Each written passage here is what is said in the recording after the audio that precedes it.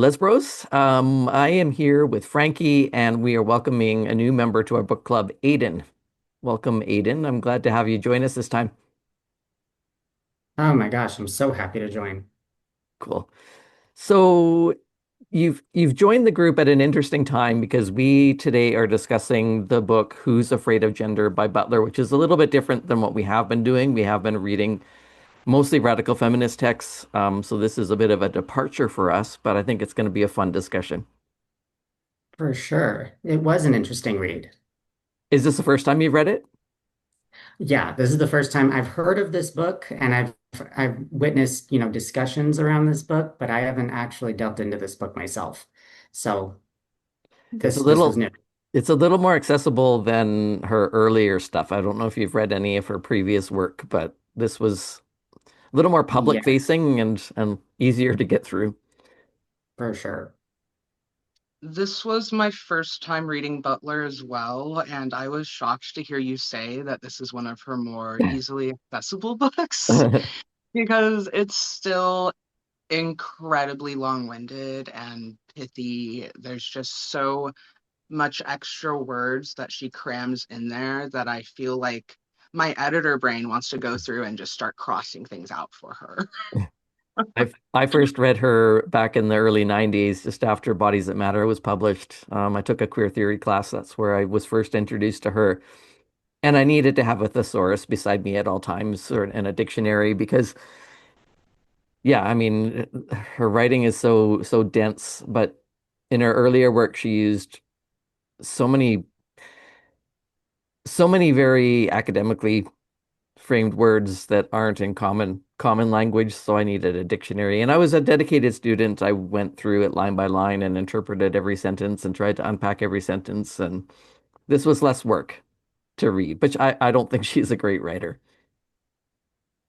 No, I was telling some of my friends about how I'm very excited to do this episode, and they asked me why, and I said, "Oh, well, it's because I'm never read Butler. I've heard she's the queen of obfuscation. She loves to ramble and make things more complicated than they really are.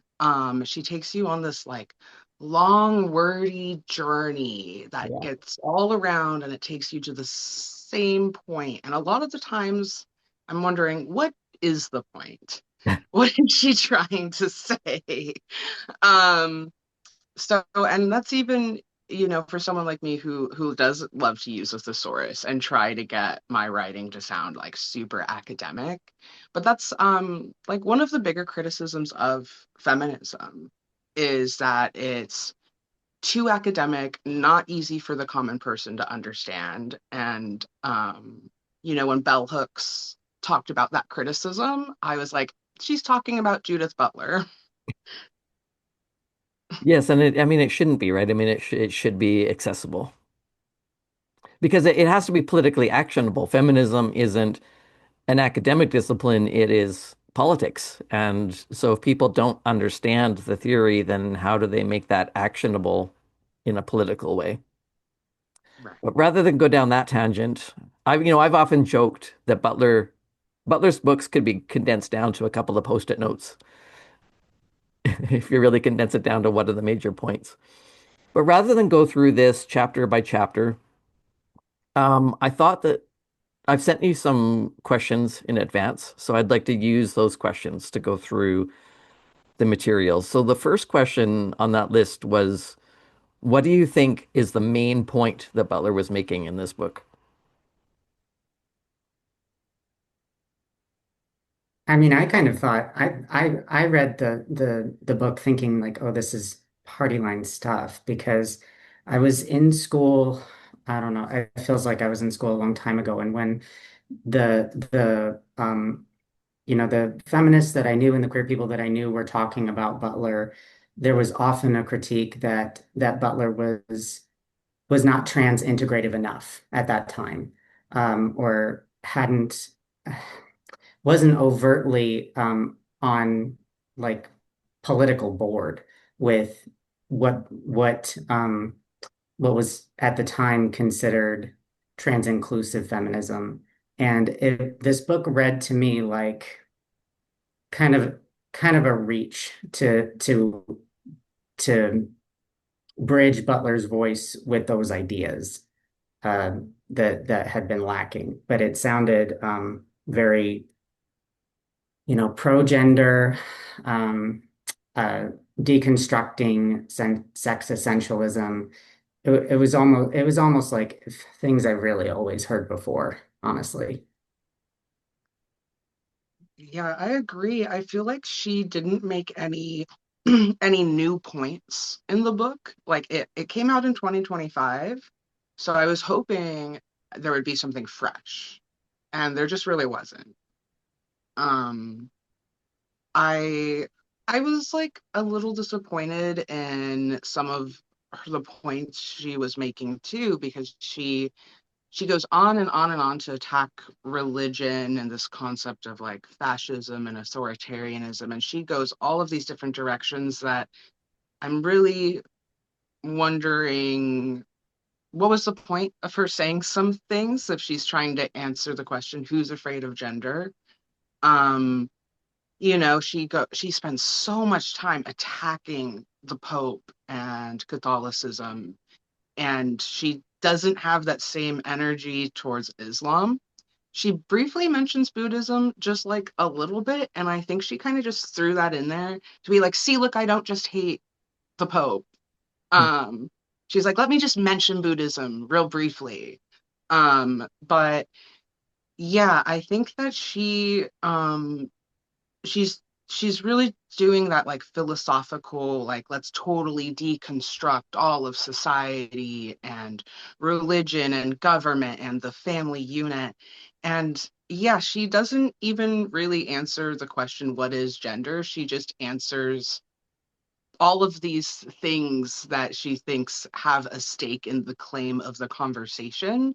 I think all I got out of this was gender is a conversation, perhaps, or a philosophical debate to her, more than it is a tangible, real thing that affects my everyday life. Yeah, the book seemed kind of reactionary to me. It's almost like she lined up a list of who has criticized her work and then went after them. So I mean the Pope has spoken out against this concept of gender ideology, so has spoken out against her framework of gender. So I think that's probably why she went after the Pope. Right? It almost seemed like she had a hit list in mind. Oh, Aaron was just saying that it seemed sort of, I mean, just to paraphrase what you were saying, it seemed like it was almost sort of personal, the response that Butler has to her their various critics, and that's what was really highlighted in the book, and maybe even I would think like some uh, individuals in popular culture who have come out against gender ideology, like J.K. Rowling and all those, very specifically named people. I definitely agree. It does feel like a hit list. Like she kind of wrote down everyone who criticized her and gave each of them a chapter. I mean, if you look at the table of contents, it is kind of broken up like that, Yeah. actually, of like, here's my rebuttal for each of these groups of people. Yeah. So I mean, you're right that she didn't in this book really define what gender is. I mean, gender is right in the title, Who's Afraid of Gender, but what do you think what do you think her definition is? What would be your guess? Oh, there was a point in the book where she finally attempted to define it, and I remember I remember it because I was like, "Oh, good, she's gonna give us her definition." And then she starts to ramble again, but she started going with like gender is something that is being recreated, it's something that's imposed upon us, it's created within the home, it's replicated. She started to give us another laundry list of gender is this, gender is that, but she is coming from a very like philosophical perspective. When I Googled her, it said she's one of the most read philosophers. So I believe that her idea of gender is like more philosophic than maybe political or realistic. Um, Yeah, I so totally it's agree. just to kind of maybe fill in some background about her earlier work. I mean, the main thing that she did is misappropriate the second wave feminist definition of gender. So there are times when she kind of refers back to their original logic, but her let me try to explain what her departure was. So she's been criticized, and I agree with the criticism that she misrepresented concepts from second wave feminism. So the second wave feminism definition of gender, though they didn't always use that word, but what they were critiquing is sex stereotypes that were taught through society that women are supposed to look and act a certain way, and men are supposed to look and act a certain way, and that those expectations form a societal structure that repeatedly disadvantages women. And Butler stole that idea. For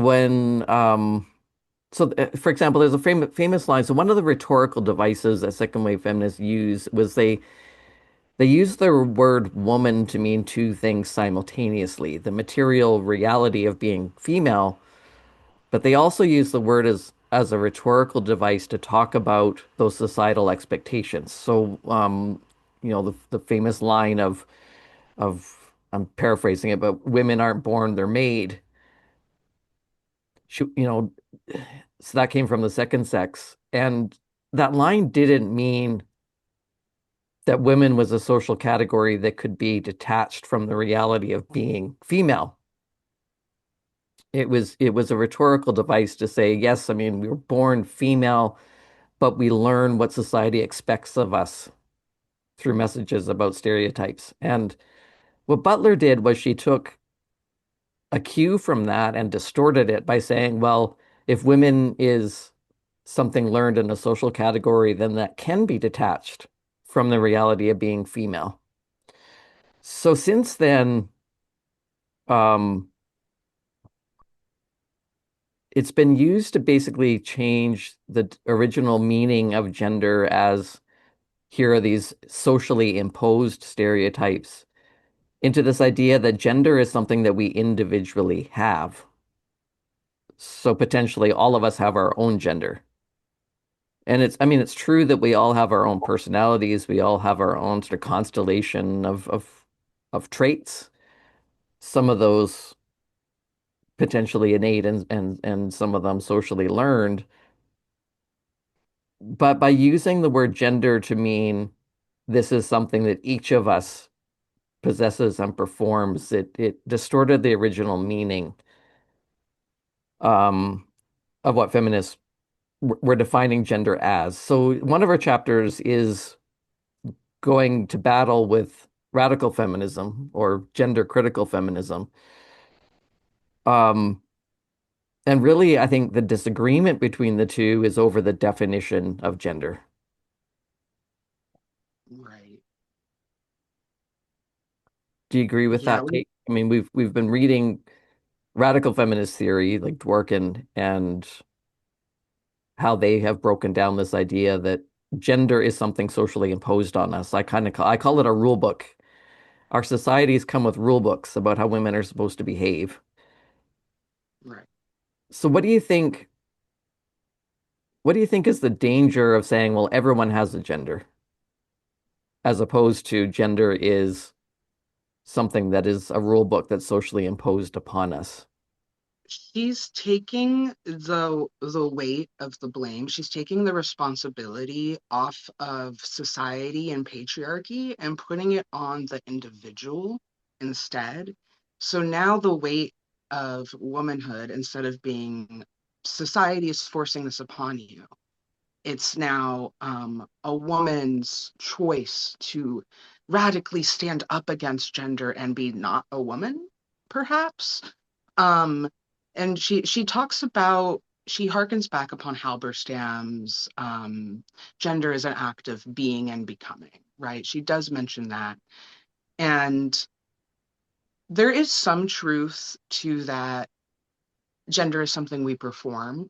Um, but it's the way that she takes that little truth and makes it like this is the definition of gender. Everyone has their own unique gender.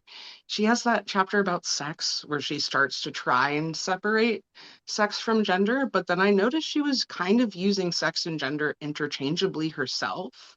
They're very hard to actually detangle from each other. Um, so there is a give and take. She doesn't all acknowledge the give and take between the individual and larger society, but she is so culturally Marxist that it's kind of interesting that she went that route because it would be the opposite of what she would believe in. She thinks, yeah, I was going to start going on a tangent myself, but I'd like to let Aiden answer. No, I agree with you. I think what's really dangerous about that for me is that by asking all of us to see as many potential genders as we see people all around us, we're detaching the history of gender and gender oppression from those who inherit that violence and denying that reality. Gender has not always been this free abstraction available to everybody to make what they will of it. And that's one of the issues I really took with the book is I don't see a clear distinction that Butler makes between gender is a construct. I don't think there's a whole lot of debate these days within feminism that gender is a construct. It's something that is given meaning by the society that we live in. But there are gendered norms imposed upon us by legislation and the larger culture and racism and the state and all of those things. And that exists, and it exists independently of your own personal cultivation of your gendered identity. So how do you reconcile those two definitions? So I'm reading this thinking if everybody can just decide what gender they are, that means that people can decide not to face the oppression that they're inherently facing based on the constructs that they were given. Yeah, I think the two definitions, competing definitions of gender within feminism, they take us to different places. And this is where Butler, I think, departs from what Jack Halberstam was doing in female masculinity, because Jack Jack wasn't separating gender from sex, right? Jack, by kind of coining that phrase, female masculinity, Jack was saying, well, there is a range of ways that we can be female, including highly masculine, right? And so included trans men in that book as this is, a medically facilitated expression of female masculinity, but you're still female, right? And I think that it kind of has one toe in queer theory and one toe in second wave feminism, because what second wave feminism was saying was also that there can be a range of ways to be female, that we don't have to participate in and play by this rule book of what women are supposed to be. We don't all have to be mothers and wives and, feminine. So where second wave feminism would take us, and I think Halberstam goes in that same direction, is it just frees us up to have individual personalities and ways of expressing ourselves that aren't limited to this really strict rule book. But where Butler goes in a different direction is by detaching gender from sex, as if there's no relationship at all between the two, is it allows for that concept of, well, women can actually be men and men can actually be women. Right. She really tries to divorce gender and sex, but you can't ignore the axis of oppression that sex is. She mentions intersectionality herself. So as an intersectional feminist, how could you ignore biological sex as an axis of oppression? Well, that's exactly what the lives of trans men prove. Because if Butler is right, well, let me back up for a minute, because I think at the heart of this is a question of how to fit gender nonconformity within social structures. And this is maybe harder to see in a place like North America because we're a very large continent and a very diverse population. We're very pluralistic with lots of different religions and political beliefs and lifestyles within one single population. But if we look at this from, like I spent a month in Kenya in 2003, which is a much more singular culture. So let me just explain what I was seeing there. So they had a societal structure. As you're driving through the countryside, you see all these villages. The villages are almost all women and children. So their societal structure is that the men often have multiple wives, the wives have kids, and the villages are all of those women working together raising the kids. And the men are usually elsewhere. They're off in the world raising money to support the villages. Now, in a culture like that, which is pretty universal throughout the entire country, where would a gender nonconforming person fit in? So let's just kind of keep this to lesbians. Where would a lesbian fit into a culture like that? If she didn't have a husband, she wouldn't have an income. So what would her options be in a society like that? Just kind of think it through and imagine yourself living in that kind of culture that has a singular sort of structure. Like, it's an economic structure, it's a family structure, and it clearly says this is what men do and this is what women do. So imagine yourself as a lesbian. What would your options be?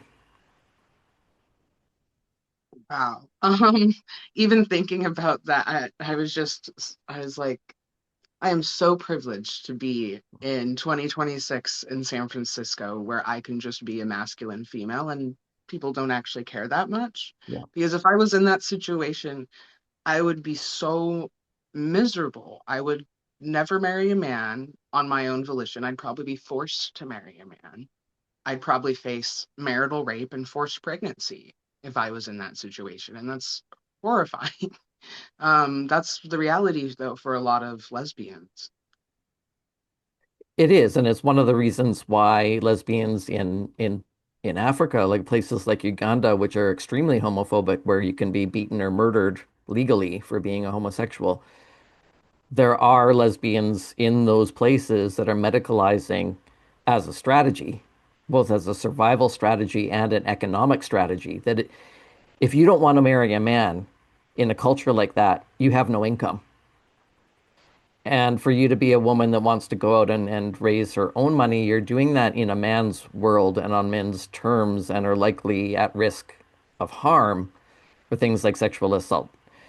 So they're using medicalization to pass as men as a strategy so that they can go out and into the workforce, raise their own income. So their only other option then would be to marry a man against her will so that she has an income and then yeah would probably be living in these villages with the other women, and aspects of that might be acceptable for her because she would still be living within a very female oriented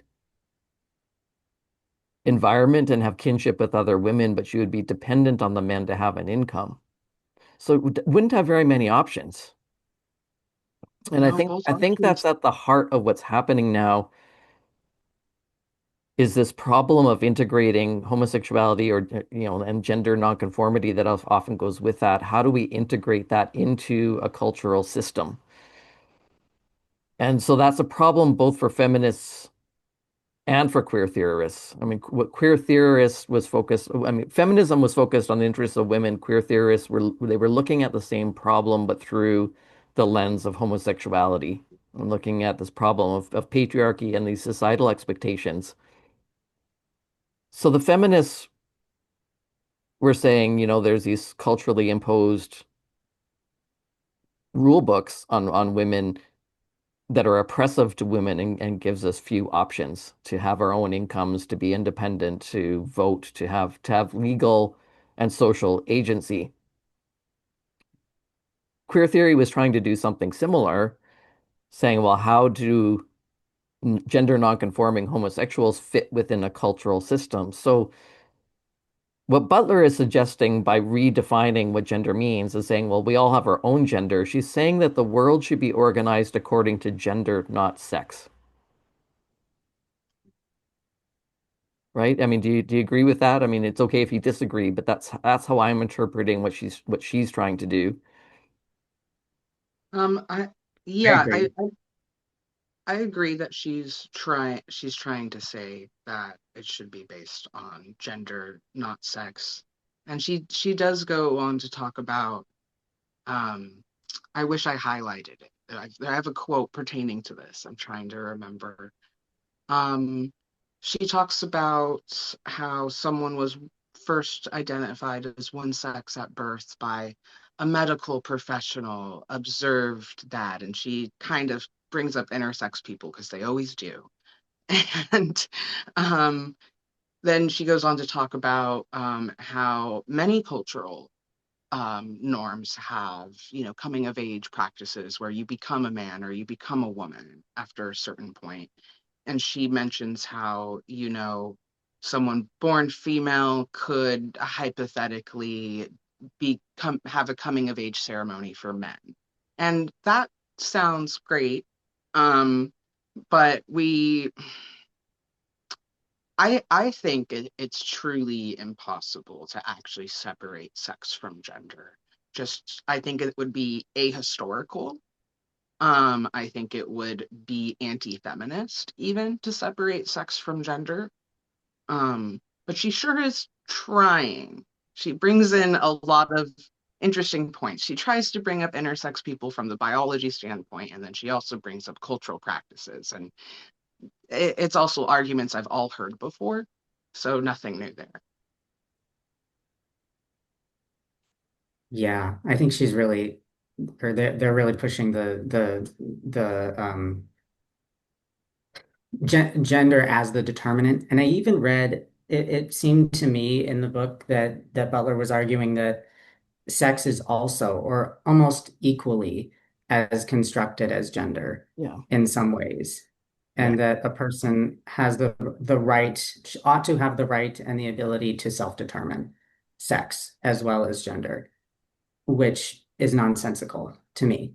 And uh, I think there's a little bit of a straw man argument going on throughout the book, or at least that's how it felt to me, because there Butler's making this argument um, in in opposition to extreme conservatism and fascism and some of the more vocal TERFs or exclusionary feminists that we see that are available publicly, who themselves don't necessarily have to combat gender norms. And many of these people that she references in the book are themselves um, females that live within conformity enough that they're not, they're not masculine women. They're not going out running up against these problems themselves. They're not asked repeatedly just by virtue of existing to integrate what it means to be trans with what it means to be female. And those are easy arguments to make, I think. Yeah. I sort of think of it as if you think of it as two circles. So in a society like the one I described in Kenya, those two circles are representing men and women. And in an extremely rigidly patriarchal society, those circles barely overlap. That you've got strict roles for women, you've got strict roles for men. In Kenya, the men and women hardly interact at all. They live almost entirely separate social lives except to reproduce and have kids. I think what feminism was trying to do is sort of bring those two circles into a little bit of overlap so that there's enough flexibility that a woman can have an independent income, right? That if a woman that these things are societally imposed and that they're in terms of just our natural traits that there is quite a bit of overlap between men and women. There are women that have traits that are maybe far outliers of what's average for women, and that there needs to be some flexibility for them to express that. So if a woman does have an aptitude for a certain occupation, why can that not be merit based? Why does that have to be so strictly sex based? So I think that's what feminism is doing. We see those two circles kind of merge a little bit and overlap a little bit so that there's flexibility, that we get choices. And I think that idea is important for homosexuals because we are often gender nonconforming, and if we don't want to marry men, we need options, right, in order to sustain ourselves and have some independence. I think what Butler is doing is taking those two circles and overlapping them entirely, saying our entire world should be organized by gender, that sex is completely irrelevant, and there should be absolutely no spaces that are designated just for women and just for men. I think in the feminist vision, there's some overlap. So, I mean, if there are historical examples of women having the aptitude to be warriors, and so they ran off to war with the men, those were usually exceptions to the rule, but there was some flexibility that if you have the aptitude, you can do that and have some social spaces in which men and women can occupy together. And we see that in some cultures where homosexuality works that way, that extremely effeminate gay men do share some social life with women. But we've never before had a culture where sex was completely irrelevant. And I think what if Butler was right that sex could just be thrown out the window, that there should be no social divisions at all whatsoever for exclusively women or exclusively men, that we should all just organize society around our personalities and our attributes, not our sex. But if she was right, because these theories have now been circulating for about 30 years, some of us have lived our lives as trans men. We look like men, we occupy some social spaces with men. If she was right that that worked, you would think that by changing our pronouns and our appearance, that that would reverse all of those patterns of disadvantage for women. And that's when I look at data, and that's why I've been so interested in looking at sex-based data, because we kind of are an interesting way to analyze these two theories. That feminism has long identified certain patterns in how women are disadvantaged or at risk, things like sexual assault. Sexual assault, for the most part, is perpetrated by men against women. Yes, there are exceptions, but that pattern has been persistent for many, many, many decades. When I look at the data about trans men as a whole population, none of those patterns have reversed. Even though we look like men, even though our pronouns have changed, we're kind of playing this gender game on Butler's terms now, and have for quite some time. But none of those patterns are reversing. And when we put trans men in men's spaces, there was a case in the UK in the news just last week of a trans man who was placed in an all-male psychiatric unit. And I think it was like day one when two of the men in the unit clocked him as female and sexually assaulted him twice. So this is what happens in the Butler world, right? Is that we have no spaces that are designated just for females and just for males, and there are safety risks for doing that. Definitely. Um, yeah, she starts going on in the book about how sex is even constructed. She mentions that, in some cultures, the males have more access to nutritious foods. And I thought it was interesting that she'd go there. I think it's wishful thinking that she thinks that somehow sexual dimorphism is cultural. I grew up with boys and we didn't feed the boys in my family more. That's not why they're larger than I am.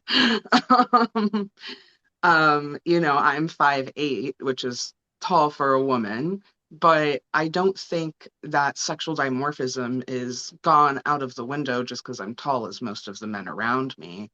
And if we look at the patterns, male patterned violence has been true throughout history.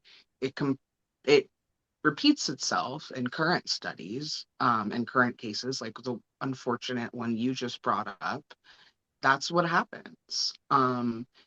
I personally, when I was in jail, they did not want to board me with the women. They denied it. I was put in solitary confinement because they would not board me with the women because the women didn't feel safe around me. I think women have the right to not want to be around masculine people because they feel unsafe. I truly respect that right. But what about me as a masculinized female? What about my safety? Um, my safety was put at risk because I was with males in solitary, on all sides of me. I had to shower in front of males because of this.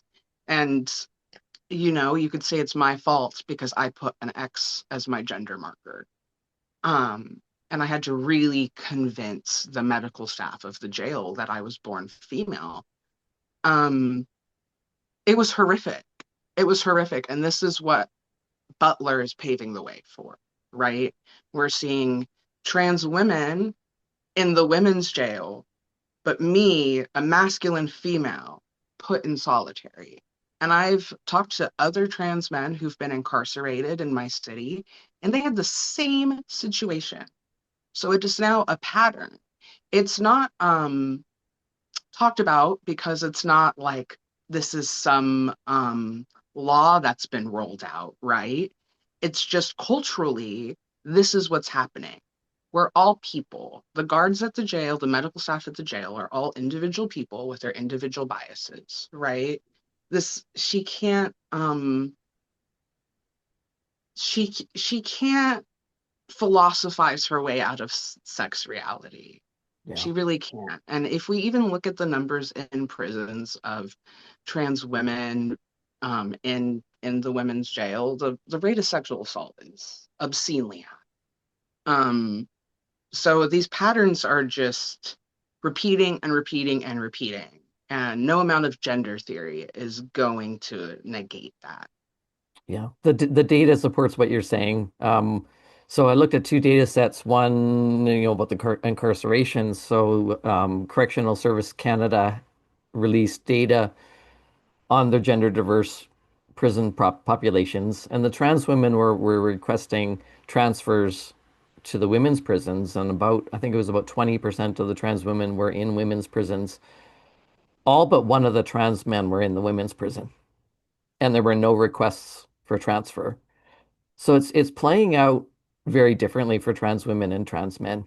That we and the other study that I looked at was homeless shelters. It was a study done in Toronto where they interviewed a bunch of homeless trans men, and they said that they avoided the shelter system because they didn't feel safe using men's shelters, so they were often sleeping on the streets rather than engaging with the shelter system because this poses a problem, right? That we're just now disruptive in women's spaces because we appear masculine and we're not safe in men's spaces. So this has created a problem societally. But it wasn't there was still a problem before we started medicalizing. I mean, butch lesbians also had problems in using women's bathrooms and were harassed and sometimes subjected to violence for being masculine women. So but we've when we take testosterone, we're so male passing, it creates a different problem. But this I'm concerned about the safety. Um, I'm concerned about the safety of trans men when we think that we can occupy men's spaces without consequence. Absolutely. It's a total safety concern, and it raises the question, who does this benefit? Who does Judith Butler's gender theory benefit? Because it's not beneficial to me. It wasn't helpful for me. Is I'm getting hurt. And can I just say really quick, I just want to say out loud, I don't want to argue with your experience. I know it's your experience, but I don't think that um, that more conforming females have a right to be without you because to them you represent a male body that you aren't, and therefore it's okay to put you in that position. I don't think that should have happened to you. Thank you for that. Thank you for that. Yeah, I frequently face sexism and misogyny from more gender conforming women. Um, and that's something me and Erin have talked about, how, masculine females like us will face violent misogyny from both men and women who are gender conforming. So again, yeah, it raises the question, who does this benefit? Yeah. I think that's why I side more with radical feminism and see value when what Halberstam was doing. I think in I mean Halberstam would probably disagree with me and say that they're siding more with queer theory, but Halberstam wasn't saying we've changed sex. It was saying that the world needs to be more flexible to take into account that some women are more masculine, that we have traits that are read by others as more masculine. And yes, those are based on stereotypes, but that is a reality that some of us, even before taking testosterone, may pass as men or have traits that are more stereotypically male. And I think that more closely aligns with radical feminism, that this idea that the rule book needs to be more flexible, right? That we need to make space for gender nonconforming people and find ways of integrating us into the world that is safe for us, so that when butch lesbians are using public bathrooms, that they're not being harassed by the feminine normative women. Um, that is the problem to be solved. So I think Halberstam and radical feminism diagnoses that problem more accurately, that we need more flexibility and safety for the outliers. Whereas I don't see how Butler fixes that problem for us. It's creating safety problems for us to say that sex doesn't matter, that you can throw a woman into a men's prison and she's going to be safe. Like that's absolutely ridiculous. And it is serving men far more than it's serving us. It's putting us at risk of harm. Absolutely. Absolutely.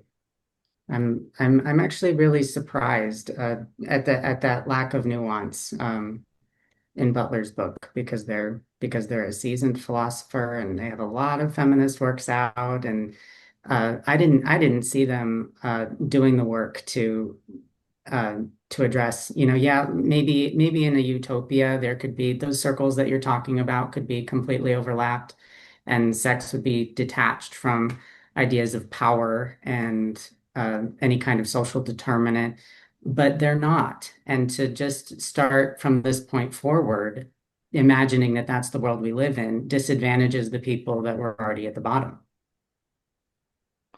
And it's a question that's been, it's a debate that's been had and with even with just within radical feminism for a long time. To what extent is patriarchy biological, and to what extent is it totally a social construct? And debates over what are the origins of patriarchy. Maybe in a utopian world, I mean, if radical feminists got their way and there wasn't this thing called patriarchy and there wasn't a thing called gender, where we're all just free to be ourselves, express ourselves, and that society would sort of organize itself accordingly. If there was no patriarchy, I don't know, like what would that world look like? Would we still need sex segregated spaces if there was no patriarchy?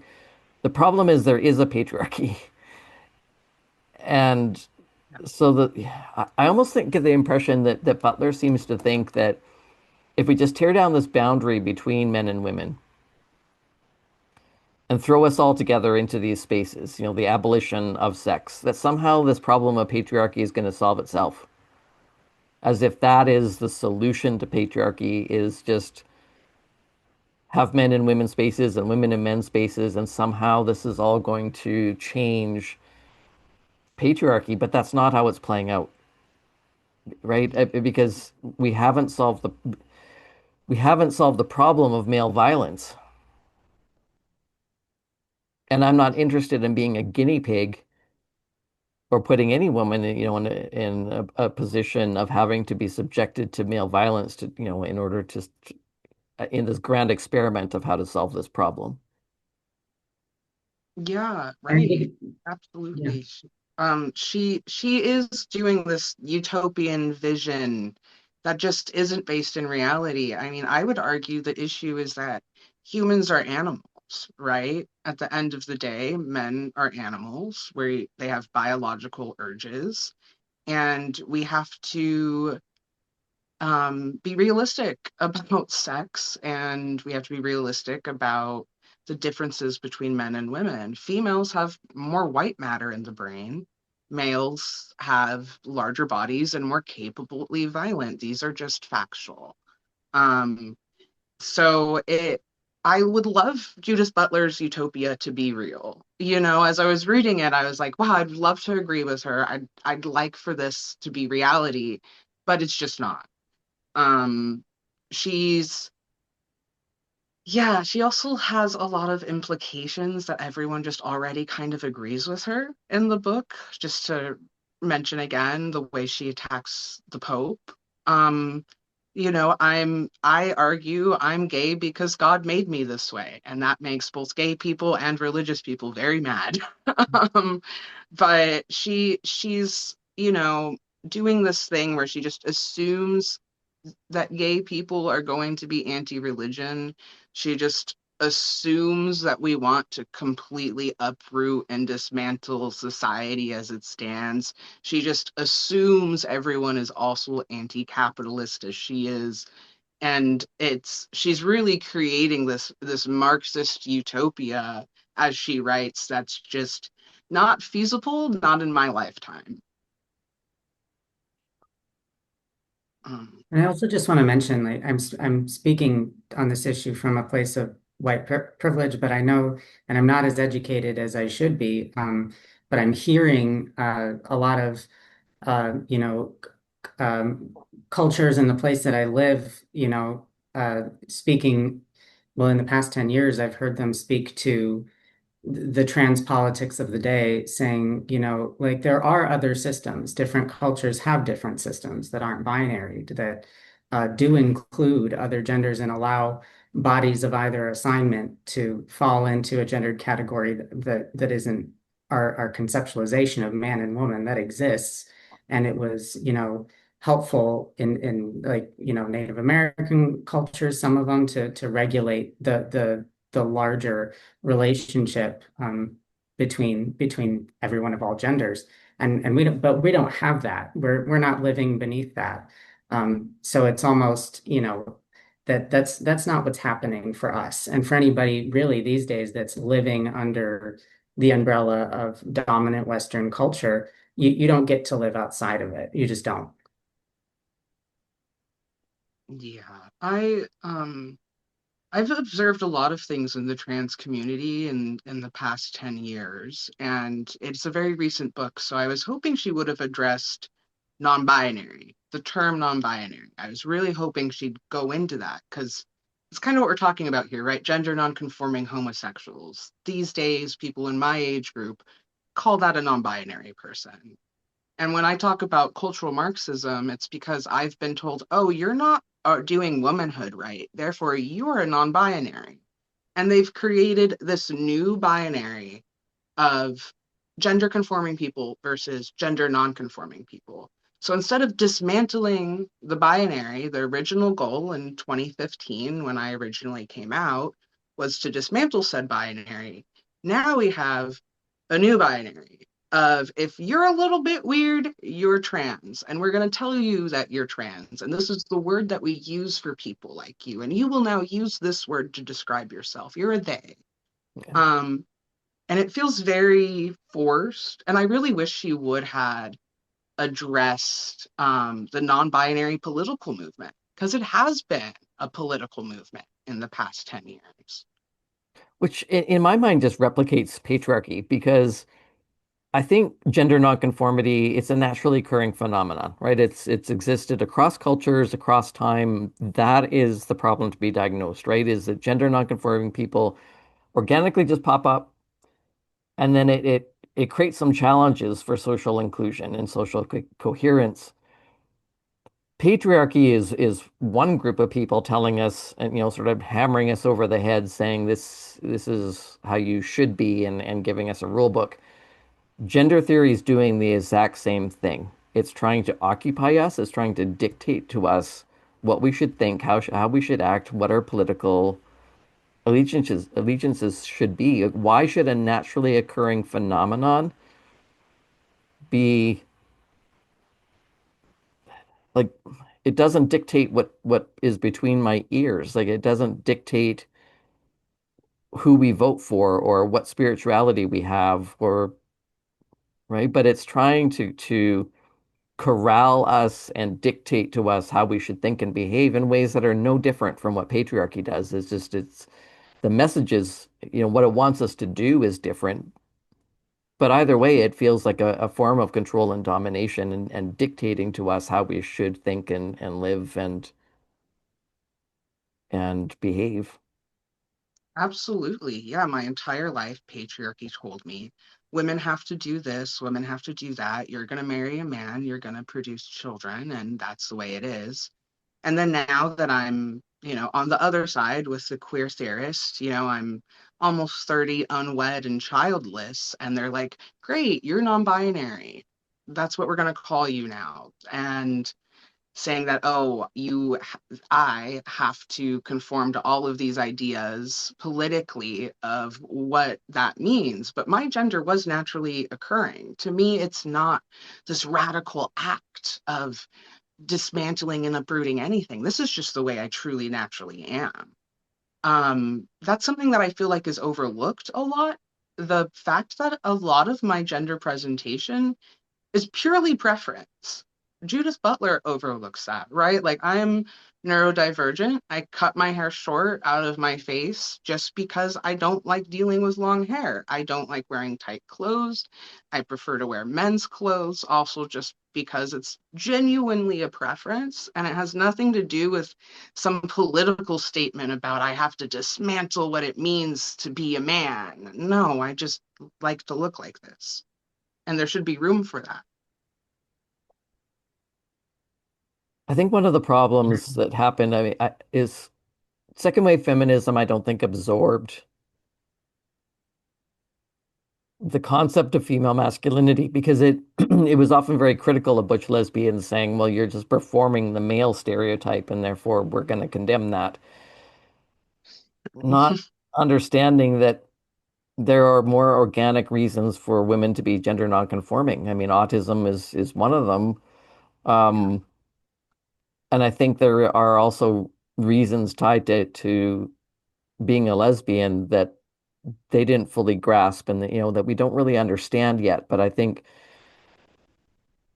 there are reasons why some women are just far outliers on the bell curve of what women's traits are, and it didn't fully absorb that degree of what I'm calling female masculinity. And some of them, hate that I even use that term. It's like, well, masculinity is just that's just a stereotype. But this has been persistent. Like that throughout history, there has been a persistent subcategory of women that are just for lack of a better term, are just more masculine on that bell curve. And I think if radical feminism had actually accepted and absorbed that into the movement, we probably wouldn't have the problem, at least not to this degree, because that's the step that queer theory took, was saying, okay, we don't feel satisfied with where radical feminism has left off and has left us out.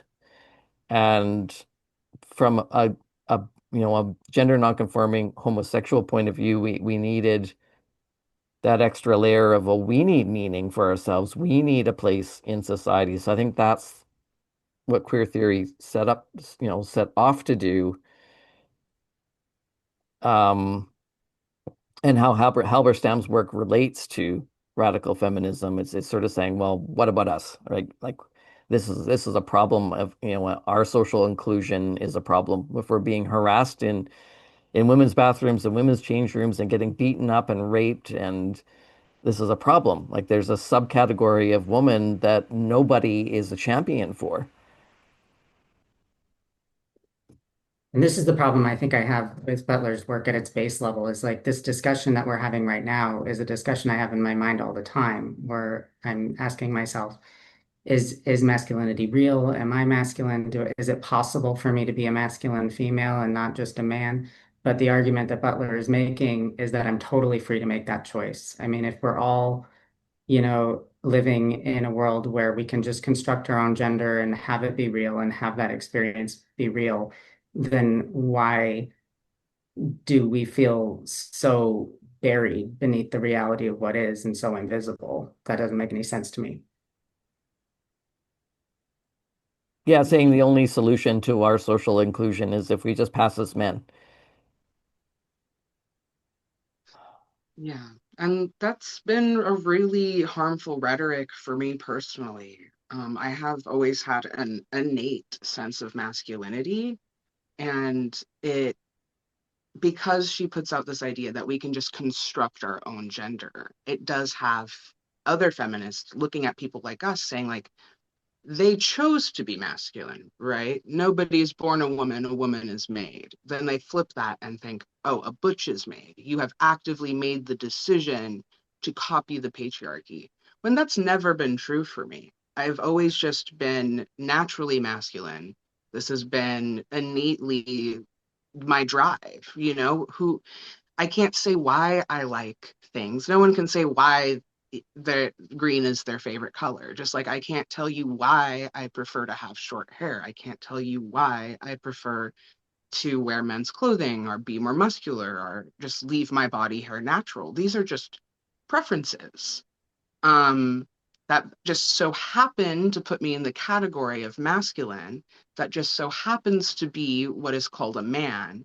And then they said, you are way closer to a man than a woman, so you should just transition to a man. It'd be easier for everybody.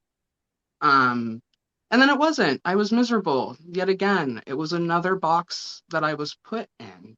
Like, I've always felt that gender is something imposed upon me. I also felt that transgender was imposed upon me.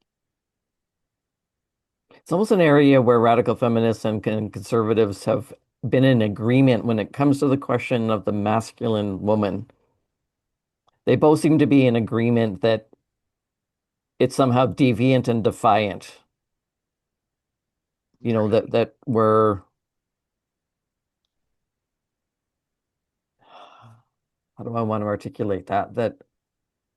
And that's what's used to just for men to justify sexually assaulting butches or trans men, or the violence that we're sometimes subjected to, is the interpretation that what we're doing is a choice, that there's either something horribly wrong with us, and it's some sort of mental illness, or we're being intentionally defiant and challenging men. We're only doing this to make life hard for men by occupying their space, or by asserting that we're just as powerful as you. But that in itself is a stereotype, and it's a stereotype that radical feminists and conservatives have seemed to have agreed upon, is that this is just something that we're performing and making up, and that it's all about power. And I don't know many butches that have a lot of social power, just because we've taken on, and this is what Halberstam's point was, is just because we are more masculine, we don't have the same masculinity itself doesn't give us the same power that men have. It's only when masculinity and men are coupled together that has any social agency or power. That for us, it's actually a liability, that over and over and over again, it makes us less safe. It doesn't give us more social agency. Exactly. It does the opposite. Yeah, it doesn't put us in a position of privilege and power. It makes us a target of those who have the privilege and power because they feel challenged. Fragile masculinity is something talked about a lot. Men do feel threatened by me. Um, and it's not my fault. It was never my intention to make a man feel uncomfortable in his own masculinity. But because of the society we live in, men um, can't stand, cannot stand to have their masculinity threatened by a woman. Like, it particularly hits a chord, and it's made me unsafe in many situations.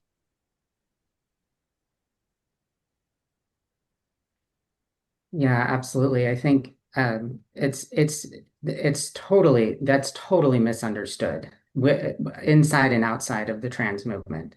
that a female assignment at birth means wearing masculinity as a liability as opposed to a privilege. And that's something that's never been understood.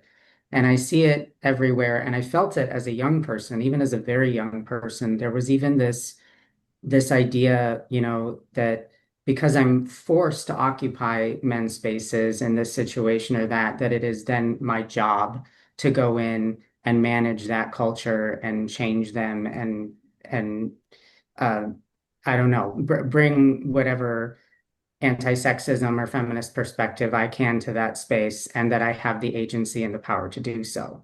And I worry about that. I think that's a really dangerous thing for trans men to take on. Right? Why do we have to take the brunt of it? And all of this gender theory, it's guess who's been put right at the brunt of it? Us. Um, so yeah, I often also feel that pressure in my workplace as the most masculine woman there, and it's a blue collar field, and some of the women look at me like, why didn't you challenge that guy? That guy just said something. And it's like, girl, I was uncomfortable too. Um, yeah. Yeah. Yeah, I mean, to go into a man's space and think that we're going to change the culture of that space, I mean, that just increases. It's a burden for us either way because we either have to learn to adapt to those spaces in ways that are maybe contrary to our own beliefs and our own nature because we're not men, um, or we go into those spaces thinking we're going to somehow change them, and that doesn't work. I mean, men don't appreciate that, right? And it puts a mark on our back as targets for violence when we do that because we're disrupting those spaces. Men would And we never don't have interpret the us power as, to. "Oh, you're right. I mean, I really appreciate your feminist perspective on this when you challenge us about making sexist jokes." Like that is not what happens. They don't thank us for that, right? No, no, no, no, no. It's punished. It's socially punished. Yeah. Like when I'm standing around a group of dudes and they're making jokes like that, if I were to be like, hey, this joke makes me uncomfortable, guess who'd be ostracized? Me, not him. You know? Yeah. There is one thing that I agree with in Butler's book.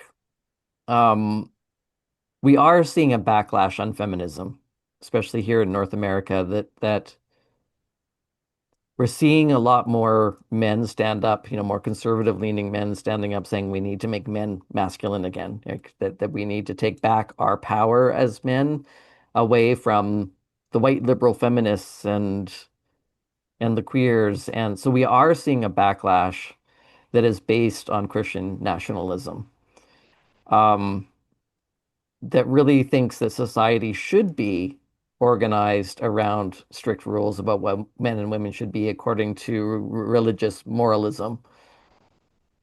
And that does concern me where that's headed. The backlash against homosexuals, the backlash against gender nonconformity, the escalation of violence, and this desire to bring back social structure based on strict gender roles.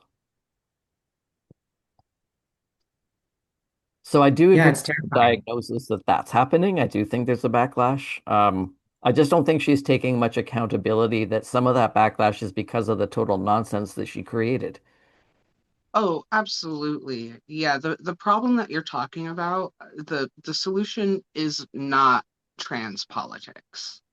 The rise of Judeo-Christian fascism in the West has nothing to the answer is not when she says, "Oh, but intersex people exist." That doesn't, that argument, a lot of her counter arguments just aren't going to work against a fascist regime. And she talks about fascism in the book. She talks about authoritarianism and how that's really what we need to be fighting. And I'll agree with her there. Um, However, I don't think her solutions are going to work. No. And she ignores the fact that both the left and the right have become authoritarianism. So, I mean, we're seeing that playing out differently in North America because you have, Trump and we have a liberal government, but they're both equally authoritarianism, authoritarian They're just using different rhetoric to accomplish it.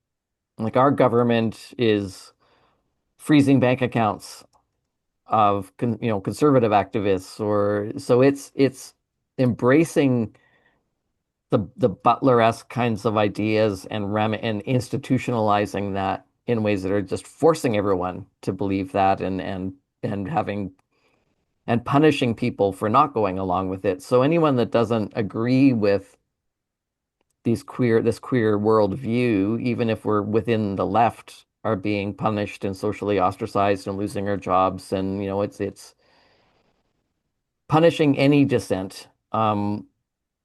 Whereas under your government, it's a more conservative worldview, and very heavy-handed in how it's enforcing. Nope, we're going to go back to ordering structure according to our Christian values and traditions and the traditional family unit, and that's what we're going back to. So she's only diagnosing one half of the problem. Right. Yeah, the underlying idea that the only way to combat the kind of conservatism that we're seeing in the United States is to jump on the bandwagon of all this identity politics and all that. That's a weird binary to me that d negates the reality that I think the identity politics we're seeing today are born of our patriarchal heritage, just like the conservative fascist ideas we're seeing are born of a patriarchal reality. And I think it's a weird binary. And I think it traps a lot of especially younger people and people in the queer community into thinking if I oppose this, I have to be like this. There's no other way. Yeah, it's very black and white thinking, isn't it? You're either all in or you're all out. You're right, and it's these two extremes that are becoming more and more and more and more extreme. And where does that leave us? Because I would say that I'm left leaning in my political views, but not buying into this extremism. Where does that leave us as homosexuals or gender nonconforming women or people that have medicalized if we don't agree with Butler and we also don't agree with the conservative worldview? We're kind of left without any representation, any ground. We're completely paralyzed and caught in this culture war. Yeah, absolutely. Absolutely. Yeah, as a younger gender nonconforming medicalized person, I struggle with exactly what you're talking about. If I don't to a T fully agree with all of this gender theory stuff, then I'm painted as a transphobe and I'm ostracized and I'm no longer allowed to have access to community resources that I need just as much as the other gay people do. Um, so it's interesting that instead of attacking fascists, they like to ostracize those in the group who don't perfectly conform to their ideology. Um, so it's so hard to navigate, I'm sure there's a bunch of other queer people around here who have the same ideas I have, but none of us could ever say it out loud. That's what makes me so sad in particular, is it feels like because masculine females of all kinds of, trans men and trans mass people and butch people are not privileged by or included in what the leftist politics are right now. We're not able to center ourselves and we're not able to connect to each other for that reason. And it's almost systemic to me, the way that those politics have made it so that by congregating together and centering our own experiences and the experiences of each other, we're being hateful or otherwise problematic in the larger picture of progress when in fact, that's hugely disadvantaging to us. I think we need our own voice and our own culture to survive, and that's the one thing we cannot do. Exactly. And that's changed. I mean, in the 90s and early 2000s and kind of the beginnings of when so many butch lesbians were medicalizing, we were medicalizing as adults having already come out of lesbian community. And a lot of our community formation was informed by lesbian activism. You could see, sort of those same tools being used. And we actually had quite strong FDM community at that time where we were building our own spaces. We had, mentorship groups, support groups, conferences. Some created their own publishing houses in order to produce books. Like, so there was a formation of quite strong FDM community, and that has been completely dismantled. And now none of us seem to know each other. We're all isolated, and nobody is championing us. So that's really my motivation for trying to bring us together with things like this book club is we have to connect, we have to talk about these things and start to speak up and advocate for ourselves because no one else is doing it and they're not going to. Yeah, exactly. It's so important for us to create this space, and that's why I'm so happy to be a part of this and get other people my age excited about this. I like talking about this with my other lesbian friends, and I got some people to read Female Masculinity, and that was so exciting to be able to share that book with other people in my age group. How did they respond Because to it? I'm just curious how did it land with them? I don't know who's actually finished it, but I Okay. know a few people started reading it and liked the bathroom problem chapter. Because a lot of us that's the current reality. It has not changed since 1998 when the book was published. Yeah. We still, as masculine females, have the bathroom troubles. So that's the chapter that I'm like handing out to people. I should just print copies of it because it Yeah. really gets them on our side of, we need to have our own spaces. We need to put ourselves first. And, there are conversations that probably will make people less affirmed, maybe might make people more dysphoric. But at the end of the day, we have to think about our safety, our dignity, our health as masculine females.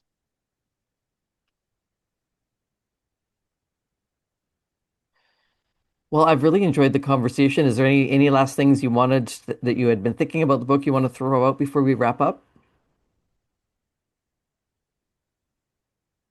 Can I just ask a Mm, question really quick?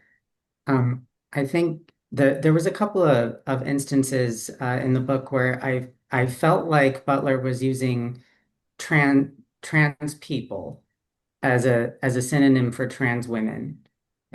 Because they would say for example, when trans people aren't included in women's spaces, or something like that, followed by a sentence where they're really centering a discussion about trans women. And it just really, I don't know, that really irked me. It reminded me of old books I've written where people use man to mean human.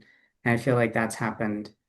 Feels like that happens in the trans movement a lot, where trans people doesn't really mean you. Yeah, exactly. I consider Judith Butler a traitor of women and lesbians. She has completely abandoned us as lesbians and on the masculine spectrum of our expression in favor of trans women. Yeah, I think that's a great point to bring up, Aiden.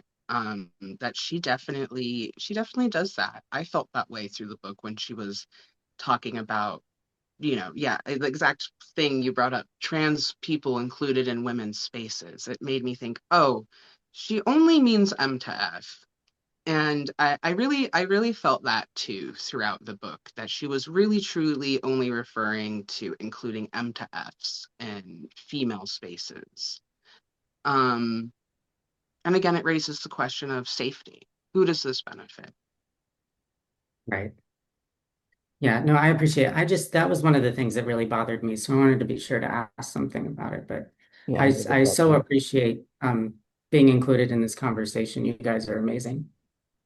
It's been really great to have you on board, and we do have another trans man that's gonna join us for the next conversation. So I'm glad this is growing. I think um, I'm sure we ruffle some feathers, but I think these are really important conversations to have, and I'm really grateful to know you to have these conversations. Yeah, thank you Absolutely. both so much for your time today. I'm really enjoying this book club, and I super look forward to our next meeting for lesbian ethics. I already have the book, Good. and I'm already recommended it to my girlfriend, so we'll see what a femme thinks too. Yeah, I think that it's a great book, so I'm looking forward to hearing your thoughts about it next. So we'll set a date for that next conversation once we get through the book. Awesome. Sounds amazing. Thank you both. Enjoy the rest of your day. You too. Thank you. Bye. All right, thank you.